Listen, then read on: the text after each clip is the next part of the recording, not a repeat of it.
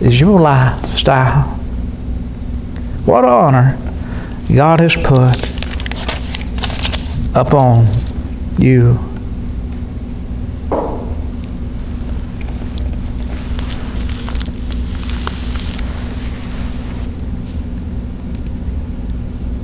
We miss them when they're gone.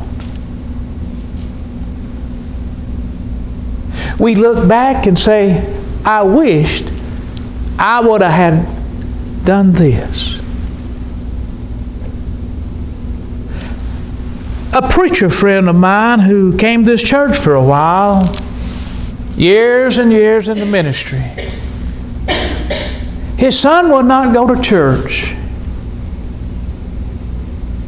Nothing wrong with his son, really. I mean, no drugs, no alcohol. But the preacher told me one day, he said, you know, I cannot ever remember taking him fishing.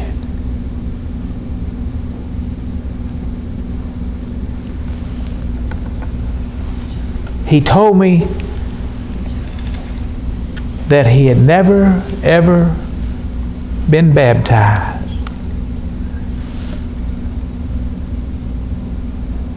You see, sometimes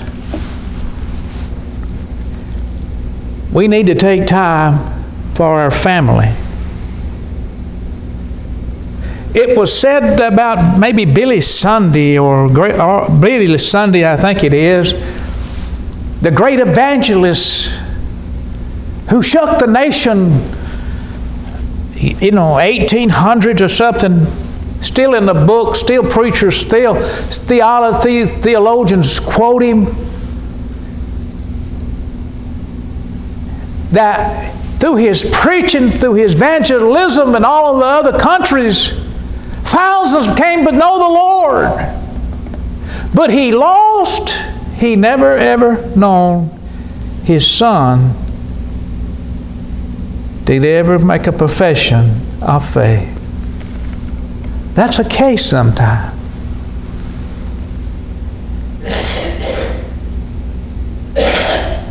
God, we get so tied up in other things in life that we lose what's so dear to us.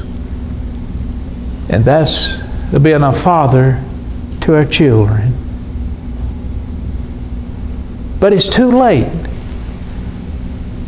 when it's 20. They say a person is already set in his ways at 18. You're probably not going to change them. Have just a few short years to mold and set an example in their life. I want to encourage you, dads, to be that spiritual leader. I want to encourage you to not take honor lightly what God has placed upon your life. Don't take it lightly. I want you to know can you say what God said about Abraham? He said, I know him, and he'll guide his household after himself.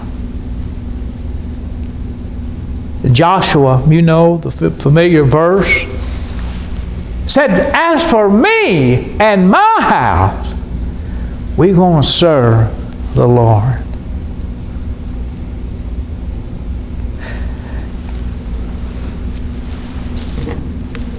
Sometimes preachers set a bad example and it tarnishes people's mind from years, community, the state. One bad preacher. Same way as a policeman. You never hear the good about the policeman, but I want to share with you. Not long ago, I was in Memphis, made this appointment. My wife was down in her back severely, and I went by myself. That was the wrong thing to do, and I didn't know how to get there. Finally made it there, and it was my fault. I got shots in both eyes.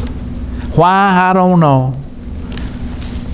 I offered the lady desk, one of the secretaries, I said, I'll give you $40, just let me follow you to the 64 cutoff. Just get me on 40 or 64. Oh, we don't do that. Thank you. It was closing time. I couldn't read the signs. I barely could see. But it was getting close time. I know someone couldn't come, or the office is about to close. I took out on the road, and there was a police, had someone out in a parking lot talking to. I noticed he was a young black police officer. I pulled up beside of him, said, "Sir, I cannot hardly see. Would you lead me to 64? I'll make it. I cannot see the sign." He said, "Wait a minute." He got through, says, "Follow me." He turned his lights on.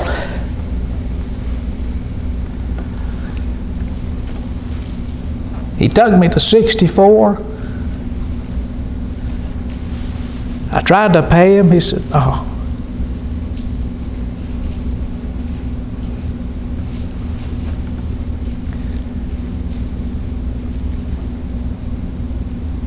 I told Diane about it. She said, "That's a lot of them like that we don't hear about." We don't hear about the good dads or the good policemen. It's always the preachers that mess up. I want to encourage you to not take people for granted. I want to tell you, dear Dad, that God put you on a high level. He's placed a lot of honor on you. But by that honor, He's placing a lot of responsibility. He really has. So I want to thank all the dads, the stepdads, the men that has brought joy to orphans, fatherless.